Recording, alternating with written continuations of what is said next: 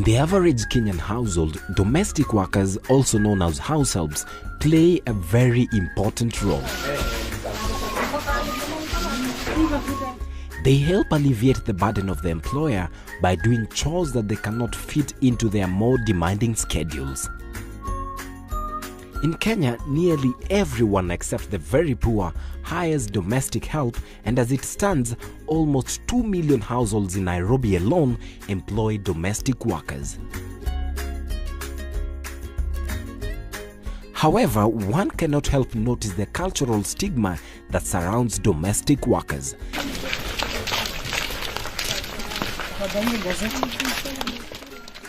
They are seen as uneducated and unskilled. Located in the posh serene of Runda Estate, bordering the healthy growing coffee plantation of Kiambu County, is a center that has set its foot forward in ensuring that there is sanity in the domestic field.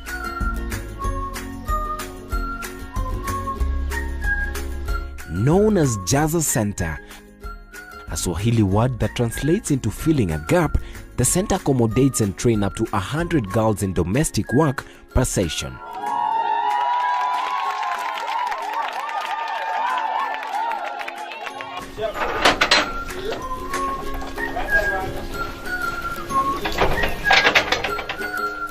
We set to find out the main reason and the driving force behind the existence of this center. My name is Joseph Gishunge. I'm the co-founder Jazza Centre. We founded Jazza Centre 5 years ago with the aim to bridge the labor gap in the domestic service industry. So far, we've managed to do a lot in especially the training and placement of domestic workers. I think since inception, we've trained over 4,000 domestic workers. So that means an average of 1,000 every year. However, those that are currently in our employment in the average of 400 employees that we currently manage. This was a personal experience. Yeah, so when we first employed domestic workers, we experienced a lot of challenges. And most of it was basic, lack of basic technical skills, and even things like communication skills. And that was the time also most of our friends were also having children. And you know, as women, we would go to chamas, and so most of the time you'll just be talking about your DM and the drama. And so when I went and discussed it with my husband, so then we felt this was actually a gap. So then what we did a research, and then established that there's a very huge gap between what the employer demands or what the expectations are, and basically what the DM can be able to offer. So then that's why then Jazza came to basically bridge that gap. The center generally deals with the recruitment, the whole process of identifying the right persons to do the domestic service. And then, of course, we have a rigorous process, recruitment process, which takes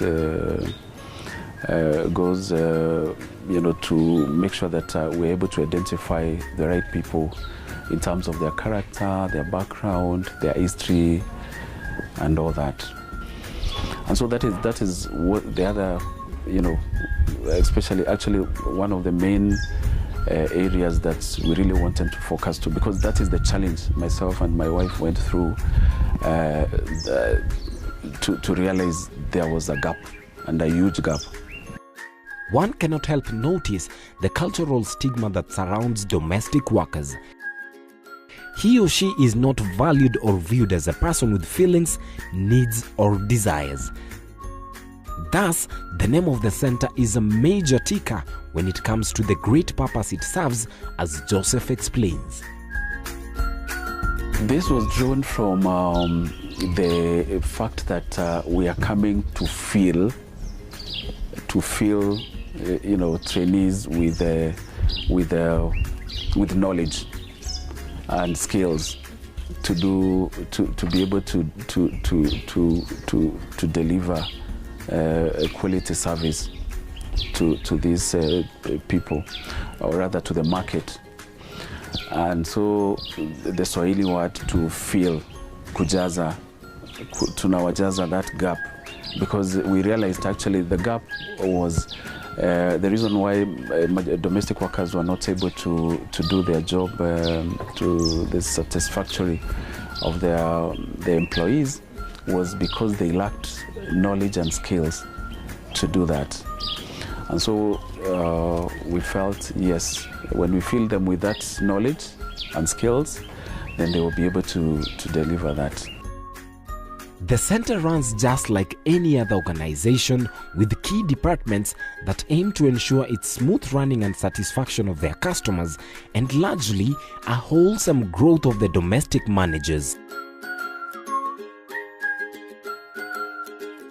Sheila Kimani, the lead trainer, draws a clear picture of how the process of getting the right kind of girls is done.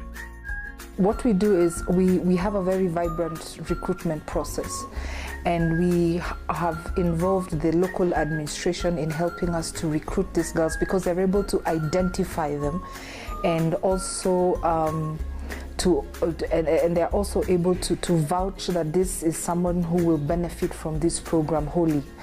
And once they have identified these girls, then what happens is that we go through the documentation process. The documentation process is a very important process for us, because it helps us to also be able to also understand where this girl is coming from in terms of her background. And even in the future, when it goes into placement, then we are also able to use those same documents to be able to place the girls in employment. Now, once we have done the recruitment process and we have done the vetting process, the vetting process is more or less of an interview, because this is not a job for everybody. This is a job for, it's for the young. Every day it's becoming a stepping stone career. For the young girl who is living in an informal settlement or is coming from a very underprivileged background, whether rural or urban, this has become and will become in the future a stepping stone career for them, because from here they can build themselves into something more of what they wanted to be. But for most women, especially those who are older, this is an only option career. It's an only option career. They are not looking to go anywhere else other than to become domestic workers and look after their children. Most of these women have children, young children. They have many children, and they do not know how to make ends meet. Once the process of identifying the right candidates is completed, the process of refurbishment commences on admission at the center. Again, our admissions is very vibrant in that once we have received the girls, we take them through an orientation process. And during the orientation phase, what we do is we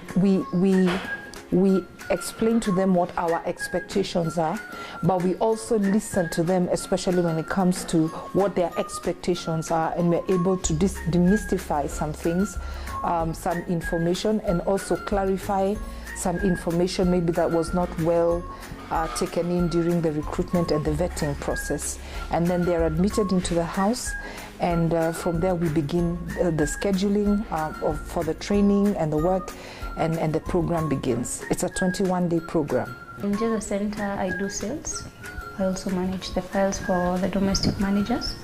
So you find when the trainees come in at the point of admission, I'll open a file for them, make sure they have an admission letter from Jazza, a letter from the chief, and also a letter from a religious leader.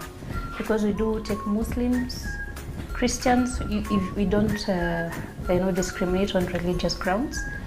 So we get those 2 recommendation letters, and then now after that, now we take them to the human resource personnel, who takes them now to the training department. From then on, now they start the curriculum that Jazza has prepared for them.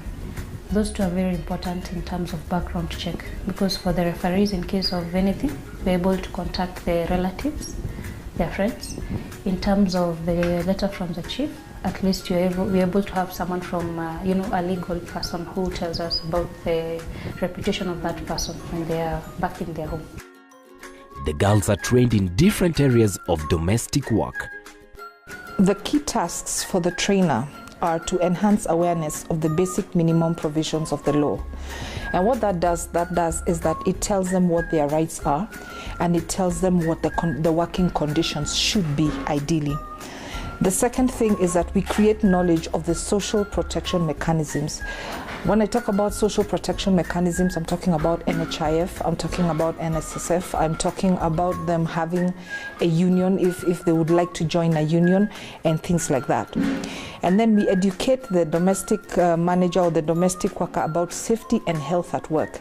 Very important for us because of WIBA, very important for us because of the occupational and safety health requirement that is a prerequisite of the law. Then we also enhance self-efficacy and the proficiency through training on housekeeping. Now, when I talk about proficiency, I'm talking about building self-efficacy by means of building skills. In housekeeping, it's not so much about the theory, it's about the skills. And so when we are doing the training, we focus on the skills in housekeeping, and we basically train on housekeeping as a subject and laundry. We train on childcare and understanding early childhood development, at least the basics. And then we also train on food production and nutrition, very basic, but it's there. And then we train on home safety and first aid. We train and then of course we train on communication skills, workplace etiquette, and the self-awareness and self-efficacy bit.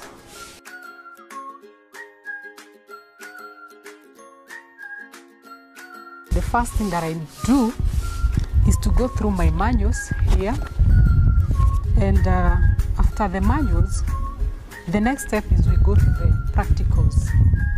Like today, we were learning about cleaning the windows, basically cleaning the mirrors, window panes, and picture frames.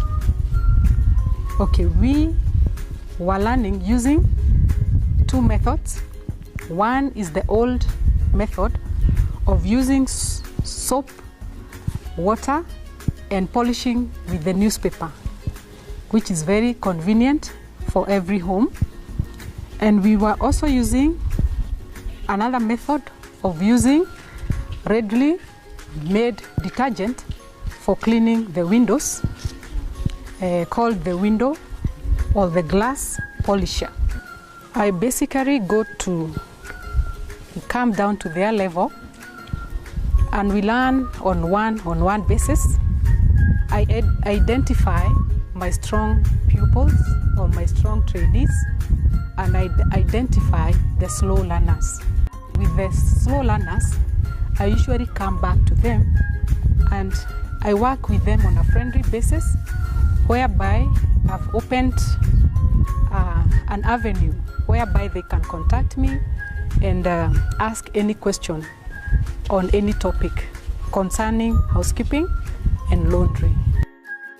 Having to handle girls from different vulnerable situations, the center puts keen interest on mentorship and counseling, using individuals who have undergone more or less the same situations and have come out as victors. Things you have kept inside and they're hurting you will make you hurt others, because hurting people hurt others. Yes. And that is why we give you a chance to let it out, if only you're comfortable to let it out, so that even as you're going to, God is giving you a job, you will go there and there is nothing you're carrying anymore. Yes. Your heart is healed. So you're not going to hurt others there.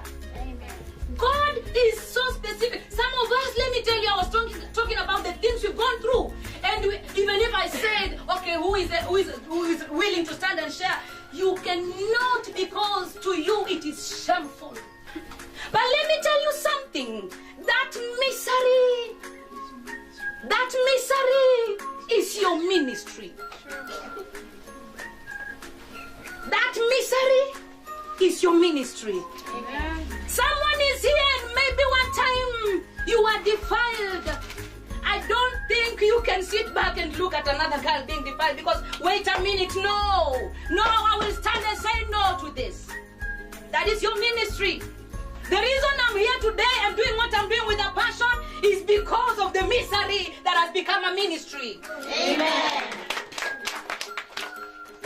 It has become a ministry, and that is why I do it with passion. That is why I love getting hope out, getting life into girls. Amen. And ladies for that matter.